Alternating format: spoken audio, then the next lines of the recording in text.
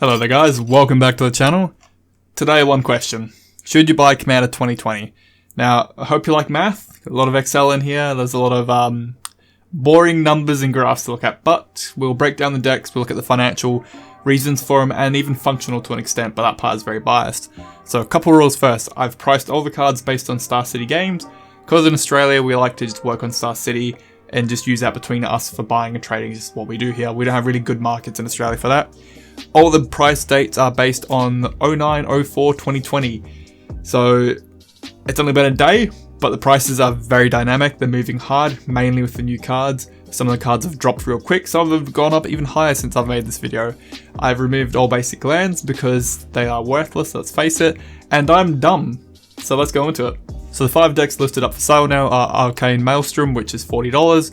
Enhanced Evolution, which is also $40, Ruthless Regiment, also $40, Symbiotic Swarm, $45, and the most expensive deck, Timeless Wisdom, at $50. There is a common theme amongst all the decks here. You have 5 staples which appear in each deck: Arcane Signet, Sol Ring, Command Tower, Exotic Orchard is a new one, and Mirrored Landscape. Between all of these, $10.21 in each deck. So the new theme of the year is these freebie spells. They all have pretty good effects, but they all have the ability to be cast for free if you control a commander, and that's what makes them pretty nutty. Now they're sought after and expensive not because of them working with these new decks they come with, but being implemented to existing Magic decks. Especially the blue, the black and the red, they're the most sought after by far. Right now I believe Fierce Guardianship is nearly $30, yesterday it was at $23, and it's only going up. So you've got things like preventing damage, making creatures indestructible, countering non-target creature spell, exiling target creature, and redirections. They're all freebies, they are very sought after. So the first deck, Arcane Malstrom. The 2 main commanders, first is Calamax, the big old dinosaur. He cares about instant spells, copying them if he's tapped, and growing counters on him. Very typical Teemo, you can just kind of build a spell-slinging instant deck and away you go. The Withering Storm cares about everyone drawing, including your opponents, but when your opponents do get to draw, you create an army. Kind of a different way to build it, but it could link in with like instant draw. Your secondary commanders, aka your partners, they care about exiling top card of everyone's libraries and playing with that. Totally different theme from those 2 guys over there. It's more of a random, chaotic, good table fun deck if you want to go that way. I would say with these guys, you either put in Calamax as his own main commander, you could use the Withering Storm more of a group hub kind of thing because everyone draws and you make an army at the same time, or you go the partner combo and have a weird chaotic build. This deck offers good diversity, that would be its function here. But remember, function is very biased. What I see in a deck and I think is its concept or why it was made, you might see totally different reasons. So let's take it for what it is. It's just my opinion, but it's very biased of course. So let's look at the financial breakdown of the deck.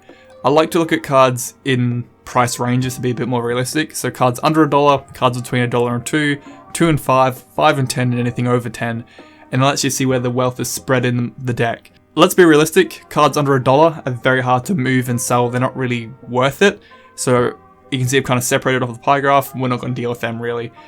Even realistically, cards between $1 and $2 are kind of hard to move as well. You are relying on luck of people chasing that particular card to even sell or move them. So really anything over $2 up to 10 is where you want to be looking, because these are cards you can actually put in your trade binder if you don't need them, easier to sell and trade and deal with. So this deck is worth $112.66 all up. With cards over $10, you've only got 1, which of course is your freebie spell, Deflecting Swat at $13. You've got no cards between $5 and $10. You've got 16 cards between $2 and $5 for a total value of $56. And you've got quite a few in the cheaper slots. So realistically, you've got 17 cards at 22% of the deck, which is $69.33. Which all up is 20 brand new cards in the deck, which includes Ikoria cards as well. So Commander 2020 and Ikoria. So it's not bad value. You pretty much got $70 worth of value that you can probably do with. You can move, trade, use it. Looking at the top 10 cards, first card is of course the new freebie card, Deflecting Swat. Lightning Grease is reprint, then the next 2 are new commanders and so on, it's reprints from there. With the top 10 cards on the left here, anything in red is brand new to the set, and it also can be Ikoria too. And anything in yellow are those staples. You will see the staples appear in the top 10 pretty frequently, and that's mainly because of Sol Ring and Arcane Signet. But either way, Arcane Malstrom, $70 realistically, not bad. Next up is Enhanced Evolution. Now this is a mutation commander, so the ever playful here, this is the main commander that cares about mutating and interacting with it mainly. The next main commander is Exemplary. This is a Hydra commander, which I personally like a lot, so I'm already biased towards this one. But it produces 2 mana, it has Death Touch, it cares about Expels, making tokens related to them. It's a Hydra, it can be triable, it's in the good colors. I have a lot of hope for that commander, and I think a lot of other people do too. The other commanders of the set are your partner. This is the Stalking pair. They do function, but I kind of find them a bit more boring because they care about making creatures unblockable, them hitting players, getting counters on them, and one of them leaving to do more damage. They kind of feel different from the commander and the secondary commander personally. I think with this kind of deck, the partner pair can be their own thing over there, do their own strategy, and between the other two, you go the Ever Playful if you want to do the full mutation build, or you go the Exemplary if you want to go the full-on Hydra Expel Tribal. You can do 3 different things quite well here, so diversity is high. In terms of function though, I think the main reason is if you're going here for the Ever Playful. Mutation is a new mechanic, a lot of people want to play with it, we want to experience it, we want to trial it. So this is the main commander for that mechanic, so that makes it pretty good out the gate for that. Looking at its price, $116.44, so still good value here. You have 1 card over $10, which is again is your freebie, which is Deadly Rollick, which is a really good exile spell. You've got 3 cards between $5 and $10, so that's $22 nearly right there, that's pretty good. And you've even got 13 cards between $2 and $5, which is $40 pretty much. So realistically, 17 cards again at $77.33, so a few more dollars here. And this deck has 29 new cards from Arcane and Commander 2020, so it's a good spread already. And if you look at the top 10 cards over here, you've got 5 of them are brand new cards out the gate. That is a good sign, because these new cards are moving pretty high or dropping on the other side of the coin. Alright, onto the human deck. This is Ruthless Regiment. This is Mardu. So the main commander creates tokens based on how many times you've cast your commander, and it has a simple Lord effect. Nice and simple. Secondary commander brings in experience counters. It deals damage, and it gets bigger based on how many times it's gained counters. It too is a human. While the partner pair, they create tokens, which are human, which you can also sacrifice into another creature to feed it to make it a bigger threat.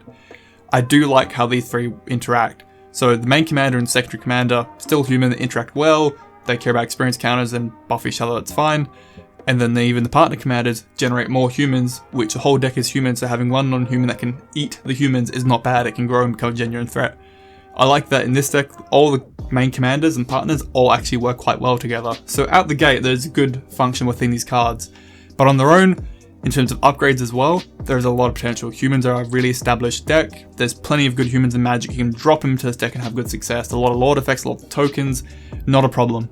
And looking at money, it's also quite a high deck, $121 all up pretty much. You got another card over $10, which is your freebie spell as well, which is Flawless Maneuver at nearly $12. You've got 1 card between 5 and 10, which is Verge Rangers, which is a new white land tutor creature, which is pretty good, and it's a human, so it fits well in here too. 15 cards between $2 and $5, $55 maybe. And again, realistically, that's 17 cards at a total value of $74.83. So another nice high deck. And you've got 21 new cards here. Again, if you look at the top 10, 4 of them are brand new cards, and again, there's those 2 staples to the format. So another high deck right there. So the next deck is Abzan, which is Symbiotic Swarm. I kind of feel weird about this one. The main theme in this deck is to introduce the new mechanic of keywords like Death Touch, First Strike and whatnot being counters and playing with that theme. So the main commander is the Warper, which enters battlefield. You can take whatever green words you have in your graveyard, like those abilities I mentioned, and then put them onto your current battlefield and buff the commander for doing so. Definitely a different theme, so it cares about having lots of keywords and counters and the graveyard, so you're doing a few things at the same time. The secondary commander, the Enigma here, cares about milling, removing counters from the board to resurrect things, so it kind of supports the main commander quite well. On its own, I'm not sure how well it will go. And the partner pair, these are probably my least favourite out of everything I'd say. They care about creatures with counters leaving the battlefield, but you do lose life. And they can exile your own creatures to distribute counters on the board, so it can kind of support what the main commander is trying to do. So the secondary and the partner commanders do help the main theme. On their own, not as strong. They definitely just leave them in the 99 feeling. But again, this is my feeling. We have to test them and see how they do. And of course, I'm very biased towards this. Though in saying this, looking at the pricing of the deck, this is the cheapest value in all the decks by far. Only $112 here. You have no card over $10. You've got 3 between 5 and 9. But one of them, the most expensive card in the deck, is already a reprint. Kemetra, God of the Harvest. And you've got 14 cards between 2 and 5. So all up realistically, again, 17 cards. It's funny how Wizards work this out. at $67. Definitely one of the lowest by far, 21 new cards. The main reason for the low value in this deck, if you look over here, is Obscuring Haze, which is card number 8. That is the freebie in this one. It's the worst freebie spell, it's the green one. It just prevents combat damage. It's not too sought after, the other ones are a lot better. But in saying that, you still have 5 brand new cards in the top 10 here, which do have a lot of potential to move up and down. My bet would be that Nesting Grounds, that land that can move counters around, that seems pretty good.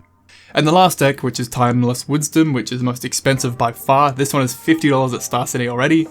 The main commander is Gavi, which cares about cycling, making you cycling your first cycle spell free, and whenever you draw a second card each turn, you get to create tokens. So it creates an army, cares about cycling, it's in Jeskai, easy theme. The secondary commander is Akim, which cares about you creating tokens, which goes off the commander pretty easily, and it can give all your tokens double strike, so it definitely supports your main commander quite well.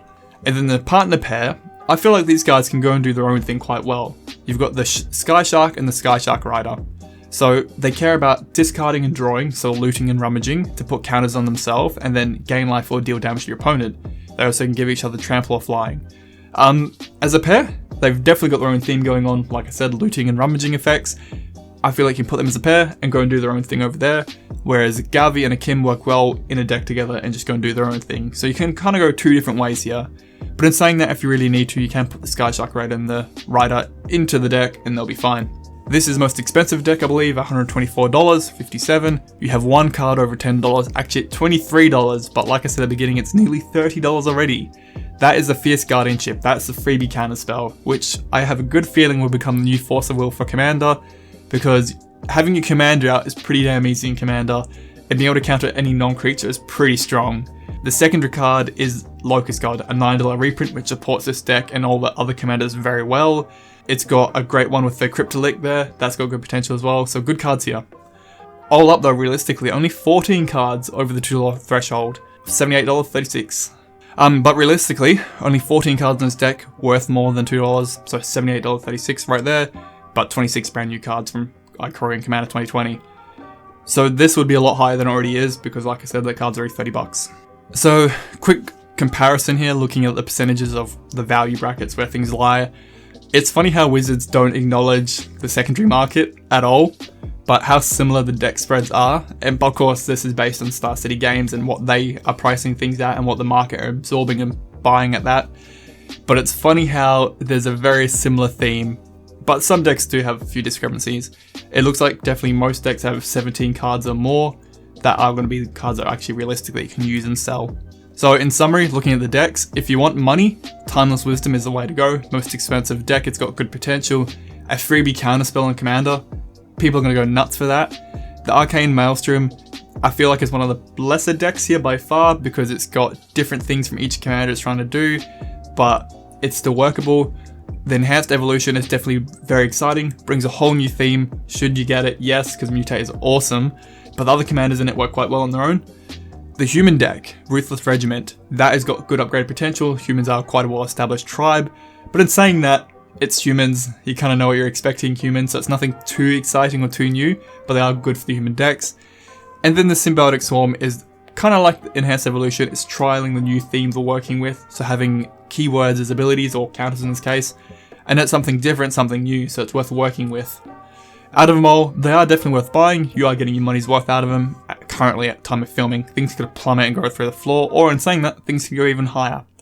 I think having the freebie spells definitely adds a bit of value to all the decks. It's something that's unique to each one, and they are sought after cards now in the Commander format for sure, so they alone will give you enough value. So to end the video, cop-out answer, should you buy them? Yeah, of course that was the answer going to be. Wizards definitely structure them where they put enough value in it to make it worth it. They definitely research and design it, so they are functional. Most of them have got upgrade potential, clear themes they're trying to do. So yes, you should buy them. That's my 15-minute video. Waste your time and add revenue up the butthole. But yeah, they are good commanders. I do like this year. They've got a lot of potential. So let me know your thoughts, guys. What are your favorite commander decks here? What are your plans with them? Are you going to buy them, part them out? Are you going to just take the commander, go and do your own thing? Let me know down below. I'm very curious to see what people are going to do. And I have a lot of commander deck techs to go make. So thank you guys and goodbye.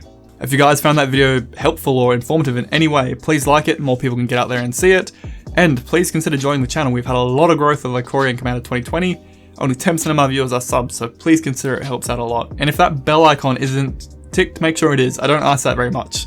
And to my patrons, you guys are amazing. What do you think about Commander 2020? Which ones do you want to pick up? I'm thinking I'm gonna go... I'm liking the Ever Playful. It's slightly different. I love that Hydra Commander a lot. That'll be good fun.